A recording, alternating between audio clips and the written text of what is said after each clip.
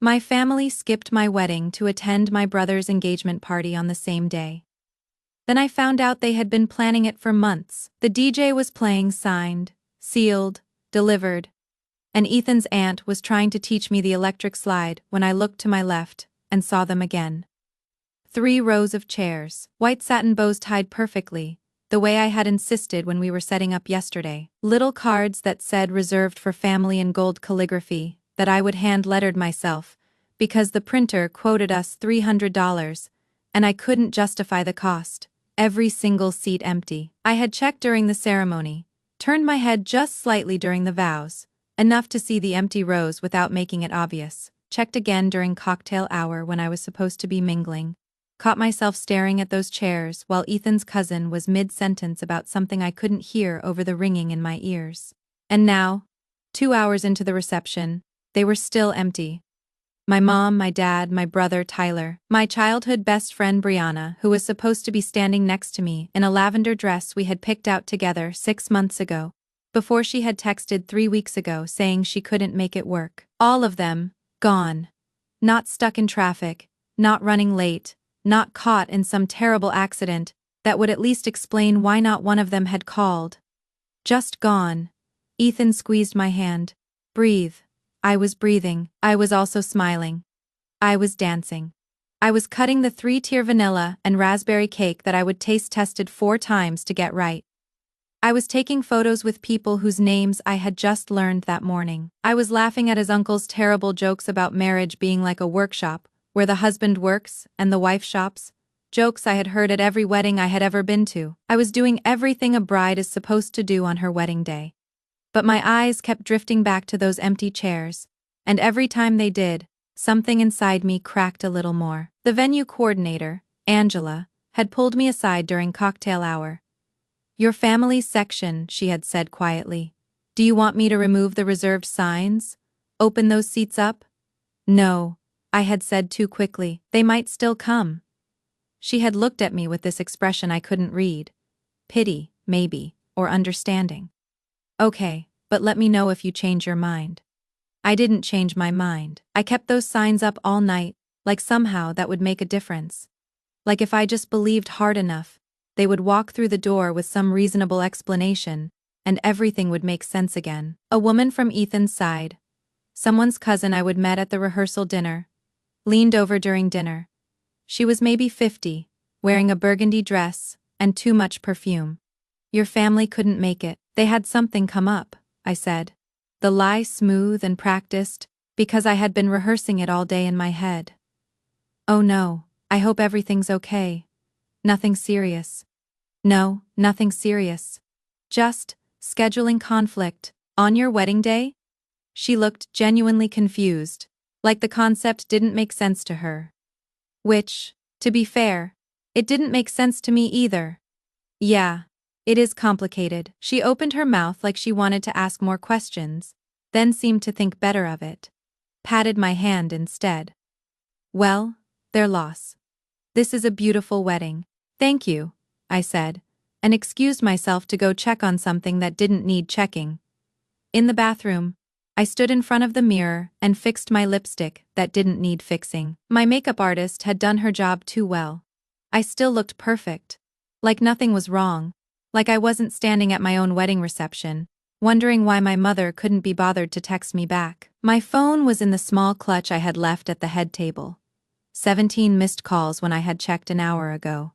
All from my mom. 12 text messages. Each one some variation of "call me, and we need to talk, and this is important."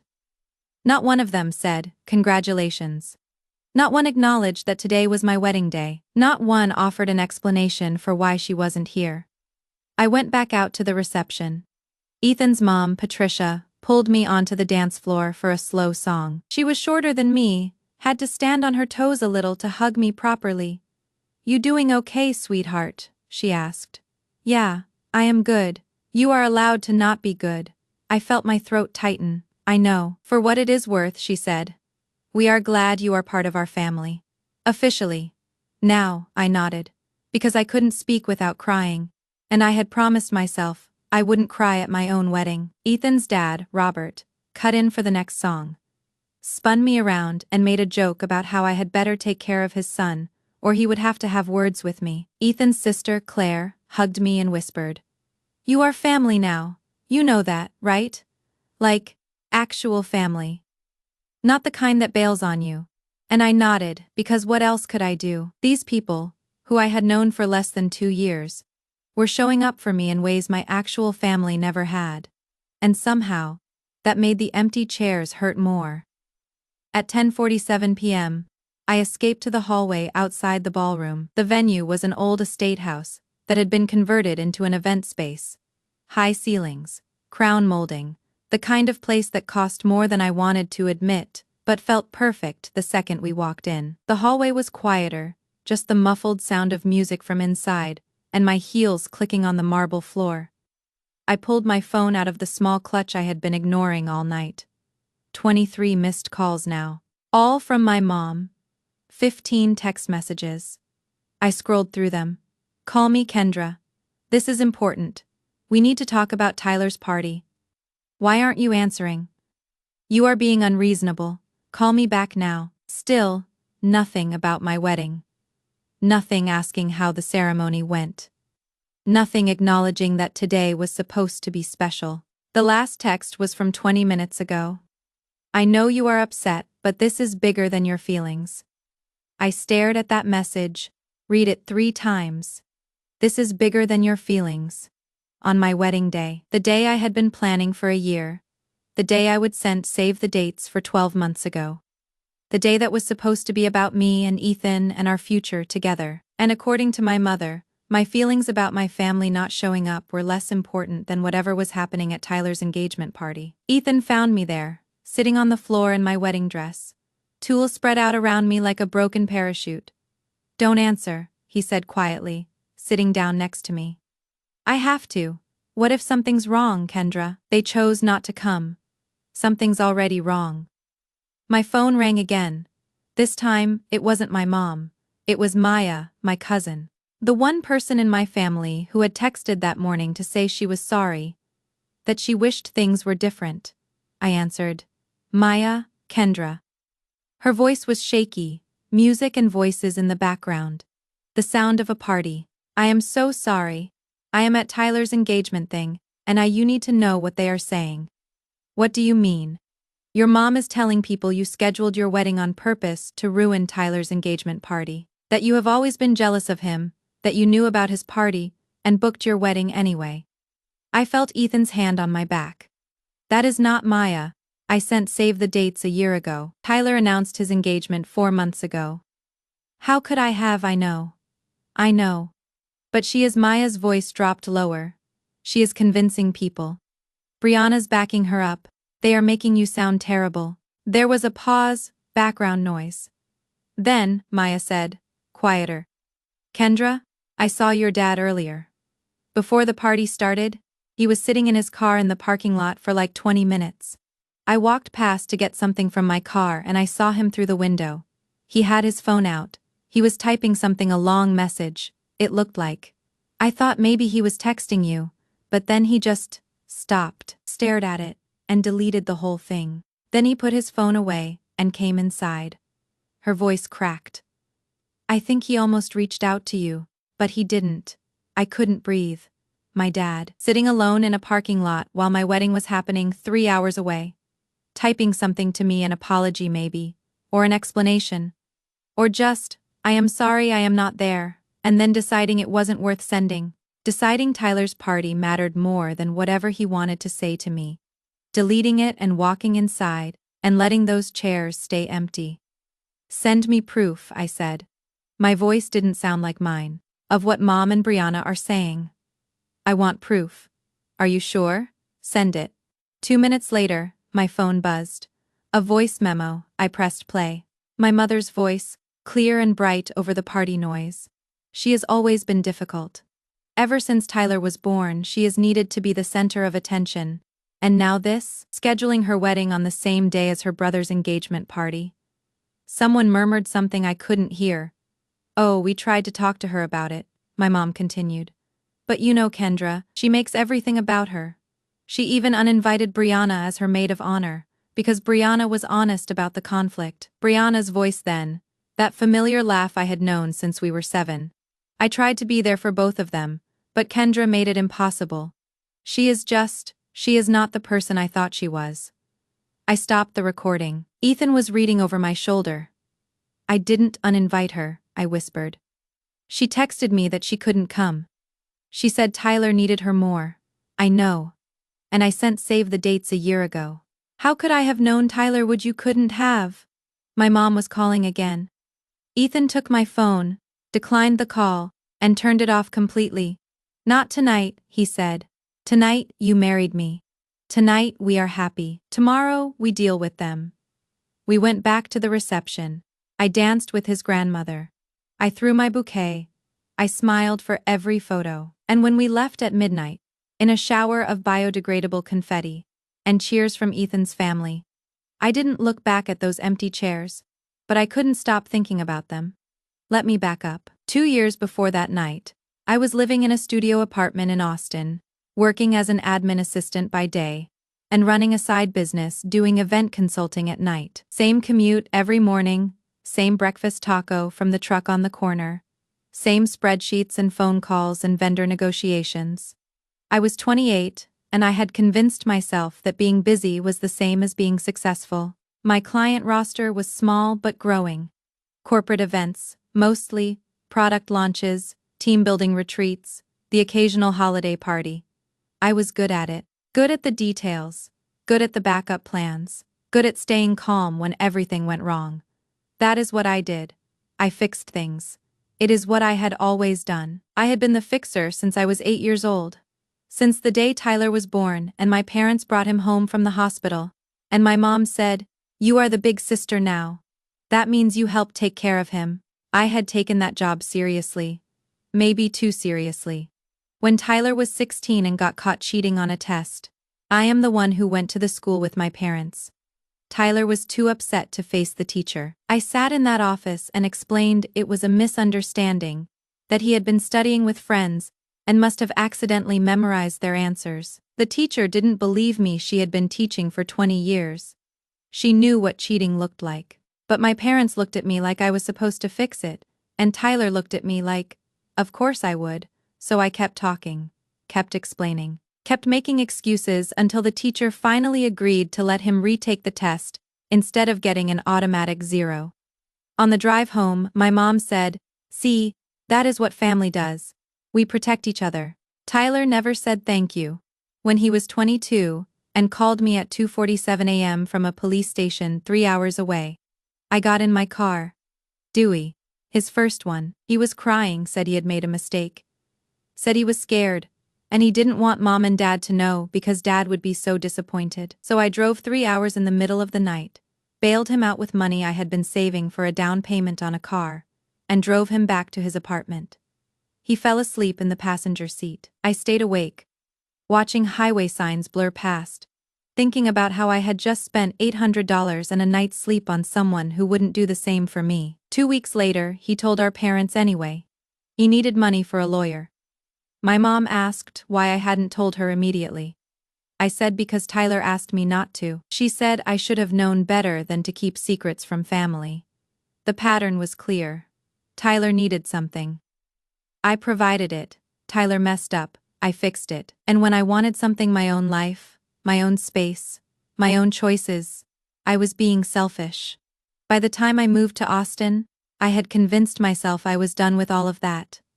I had my own apartment, my own business. I talked to my parents once a week, maybe twice.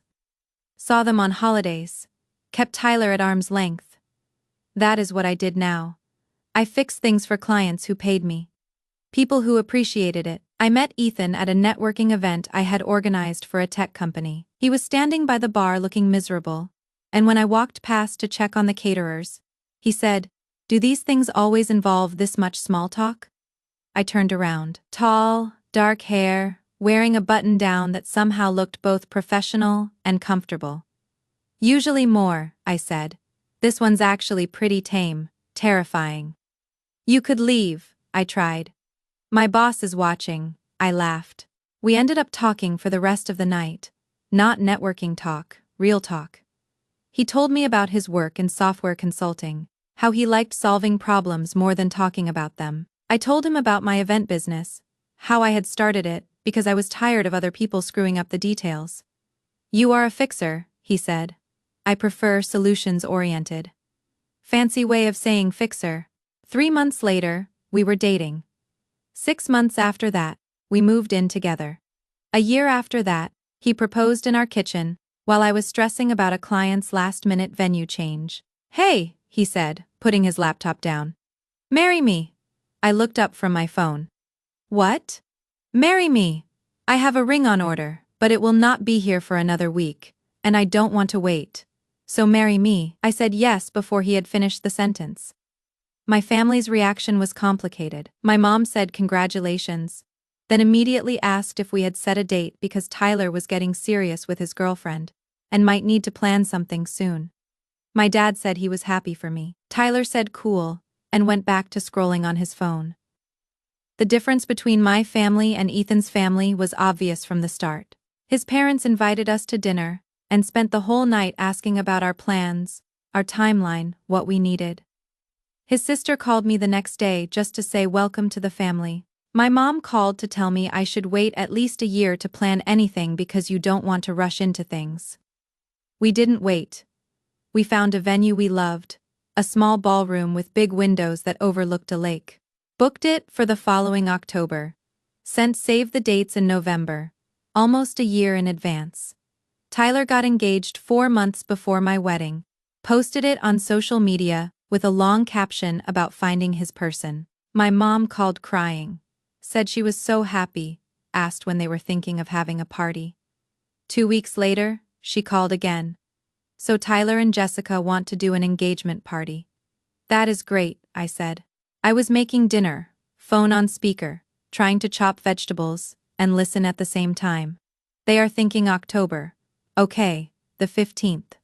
I stopped chopping. "Mom, that is my wedding day, is it? Are you sure?" "Yes, I am sure. You have the save the date on your fridge. I have sent you 3 emails about it." Well, Tyler didn't realize. And Jessica's parents are only in town that weekend. Then they should pick a different weekend. "Kendra, don't be difficult.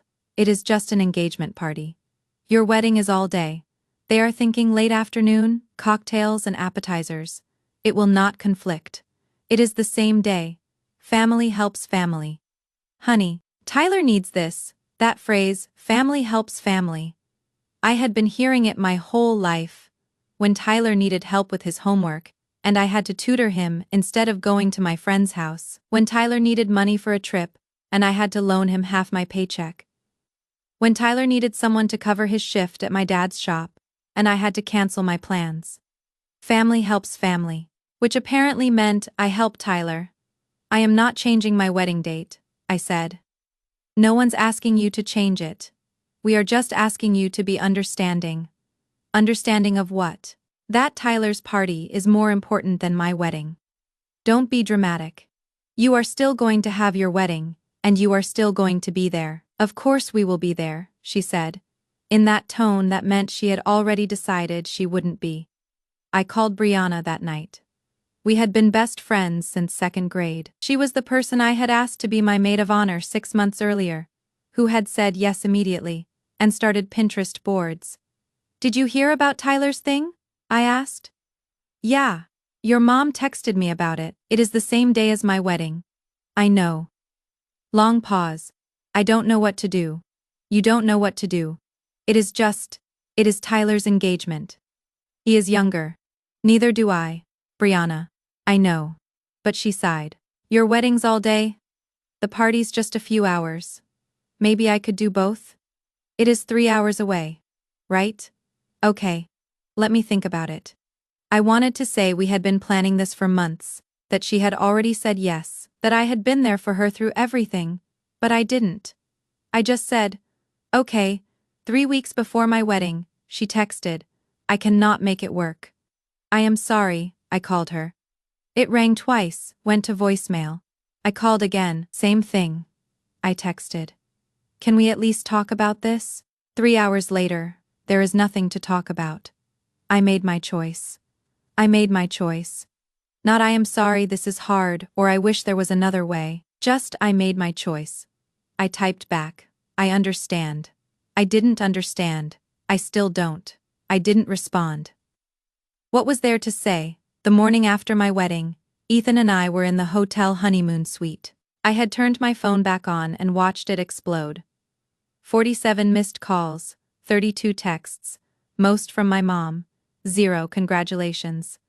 Tyler had texted once at 9:23 p.m., call the caterer. Fix it. People arriving and setups wrong. I stared at that text.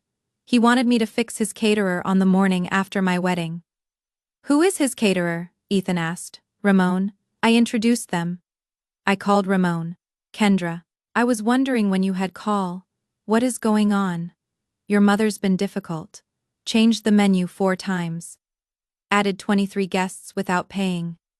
Yesterday she screamed at my staff about oysters, she never ordered. He paused. She told my team you would vouch for additional charges, that you would make sure everything was covered. My stomach dropped. I never said that, I know. But here's what bothers me most. She said your wedding was just a small thing, and Tyler's party was what really mattered. I couldn't breathe. I am holding the line on the contract, Ramon said. Just wanted you to know what is being said in your name. Congratulations on your wedding. I hope it was beautiful. It was. Thank you. I hung up. Ethan was watching me. She used your name, he said. She used my name. She trashed my wedding. She told him Tyler's party mattered more. My mom called. I answered. Finally, Tyler's been trying to reach you. The caterer is being unreasonable. I talked to Ramon. Silence. He told me everything. The menu changes. Using my name. You told him my wedding was just a small thing. You are being sensitive. I was explaining priorities. I know everything. I know you told people I scheduled my wedding to ruin Tyler's party. I know Brianna backed you up. I know you have been making me the villain. We were explaining the situation. I sent save the dates a year ago. How could I have known? You could have been more flexible. I am not fixing this. I am not calling Ramon. I am not explaining anything. I am done. Excuse me. I am done being the person who fixes everything for this family. You made your choice when you skipped my wedding. People are going to talk. Let them talk. Kendra, you are being unreasonable. Family helps don't. Don't say family helps family. You taught me that being strong meant I was supposed to carry everything, but strong isn't the same as disposable, and I am done being treated like I am. Silence. I am not your emergency contact anymore, Mom.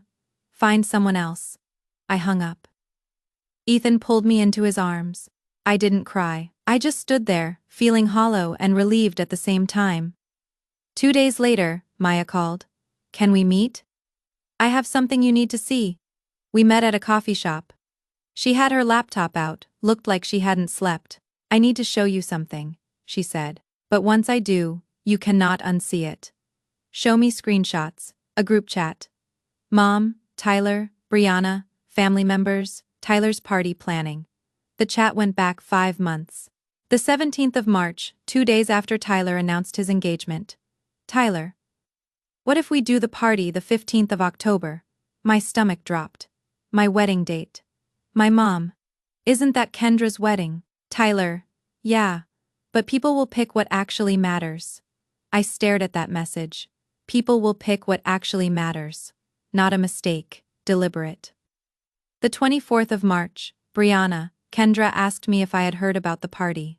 Tyler, just tell her you are busy, Brianna. She is going to be upset, Tyler. She is always upset about something. Brianna, I don't know. 20 years is a long time to throw away. Tyler, you still want that intro to Marcus at the firm marketing director position. Brianna, obviously, Tyler. Then we are good, right? You help us out, I help you out. There it was. Tyler had offered her a job connection. Brianna had traded 20 years of friendship for it.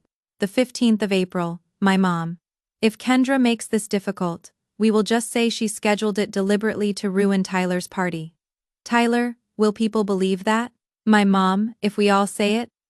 Yes, Brianna. You will back us up. Brianna, if I have to. My mom, make it sound reluctant. Like you don't want to take sides, but the truth is the truth. They had planned the narrative, the story, how to make me the villain. May 2nd, Tyler. Plus, she is soft. She will forgive it eventually. She always forgives us. Brianna, he is right. She is a people pleaser. She will not stay mad. The 20th of August, 3 weeks before my wedding. My mom. Okay, Brianna. Time to bail. Brianna, just text her. My mom, yes, keep it short. Don't give her anything to argue with.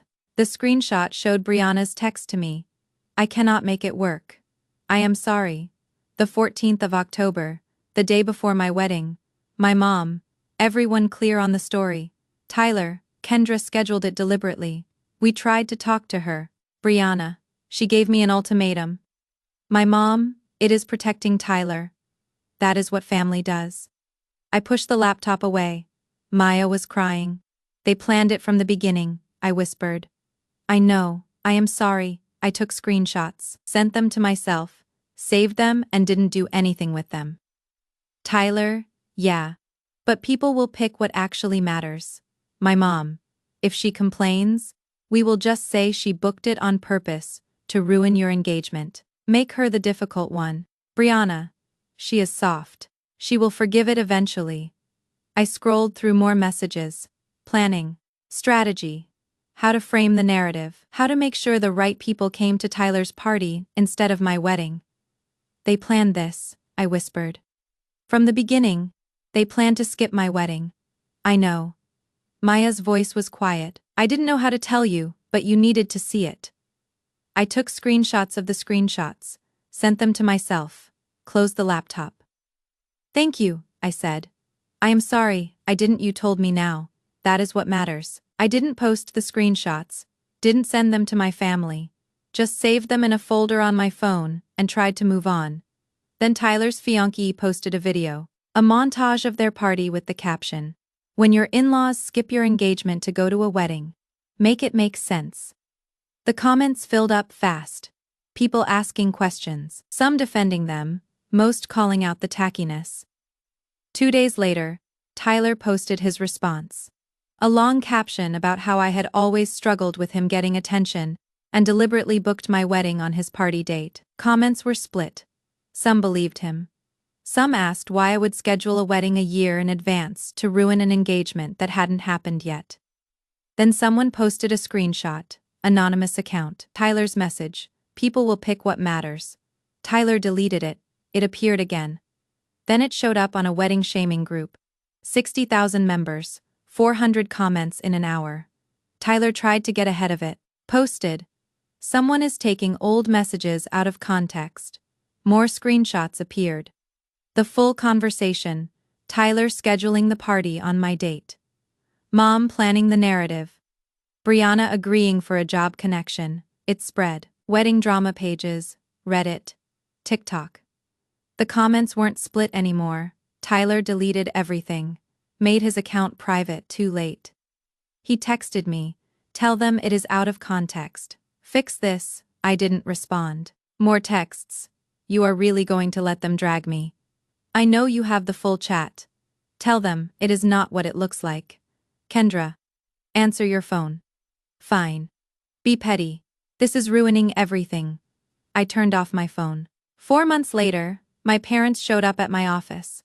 I was between client calls when my assistant knocked on the door and said, "Your parents are here. They don't have an appointment." I almost said to tell them I was busy, but I didn't. I let them in. My mom looked around the office, the bigger space I had moved into when my event business had grown enough to hire help, like she couldn't quite believe it was real. "This is nice," she said. My dad just stood there, hands in his pockets. "What do you need?" I asked. "We need your help," my mom said. "The shop's in trouble. My dad's hardware shop. The one Tyler was supposed to be managing." "What kind of trouble?" "Financial trouble. We need a loan. Just until number Kendra, we are family stop." I stood up. Don't say family helps family. Don't say any of it. "We made a mistake," my dad said quietly. First time he had spoken. "With the wedding. We shouldn't have. You didn't make a mistake. You planned it. I have seen the messages. You picked Tyler's party over my wedding, and then you blamed me for it. We were trying to support Tyler, and what about supporting me? My voice cracked. I have been fixing things for this family my entire life. Covering for Tyler, bailing him out, making sure he looked good. And when it was my turn to have one day, one single day, you chose him. My mom's face hardened. So you are punishing us. I am protecting myself. There is a difference. By refusing to help. By refusing to be used. I sat back down. I will help with the shop, but not with a loan. I will hire a consultant to look at your operations. Help you figure out what is actually wrong. Build a real plan. If you want free money, you can ask someone else. My mom started to argue. My dad put a hand on her arm. That is fair, he said. They left. The consultant I hired found the issues: inventory mismanagement, bad vendor contracts, zero financial planning. She helped them fix it. My dad implemented the changes. My mom complained the whole time. Tyler blamed me for making it worse. The shop stabilized. They never said thank you. A year after my wedding, Tyler showed up at my apartment. I had moved to a bigger place with Ethan, 2 bedrooms, home office space. Tyler had never visited before. I need a favor, he said. I waited. That screenshot thing. It is still out there. I had a job opportunity fall through because someone found it and sent it to the hiring manager. Okay, I need you to post something. Say it was a misunderstanding, that we have worked it out, that you love your family. Number Kendra, I am not going to lie to protect you, so you are just going to let me suffer. You did this to yourself. You are being petty. This is my career, and it was my wedding. My one day, and you and Mom and Brianna decided it didn't matter. I will apologize publicly. I will post whatever you want, but you have to back me up. I looked at him. Really looked at him. Same face I had seen my whole life. Same expectation that I had fix it. I spent my entire childhood being compared to you, being told to give you things because you needed them more. Being told my accomplishments didn't count as much, because yours were more important. I was the backup plan, the safety net, the person who fixed your mistakes. And I did it because that is what I thought family meant. Kendra, but you skipped my wedding. You planned to skip it. You chose your engagement party over my wedding day, and then you made me the villain for it. And now you want me to lie so you don't face consequences. He stood up. You are being dramatic. I am being honest. For the first time in my life, I am being honest about what this family did to me. We gave you everything you gave me, nothing you took, over and over. And I let you because I thought that is what love looked like. He walked out, slammed the door. My hands were shaking, but I felt lighter than I had in months. 2 weeks ago, Ethan surprised me with a small box at dinner. Tiny baby socks. Really? I whispered. Really, 10 weeks. We told his family first. They cried and hugged us. We told my parents over the phone. My dad congratulated us. My mom cried and said she wanted to be involved. You can be involved, I said, but there are rules. No drama. No using the baby to fix relationships you broke. Consistency and respect. Not just when it is convenient. That is harsh. That is reality. Maybe my family will be there. Maybe they will not. Either way, I will be okay. Last night, I looked through wedding photos. The venue, the flowers, the people who loved us, and those 3 empty rows of chairs. For a long time, I thought those empty chairs were proof I wasn't enough, that if I had been better, more flexible, my family would have chosen me. But those chairs weren't about me. They were about their choices, about what they valued. They left those seats empty to teach me my place. But what they actually taught me was that I didn't need a seat at their table anymore. I had built my own.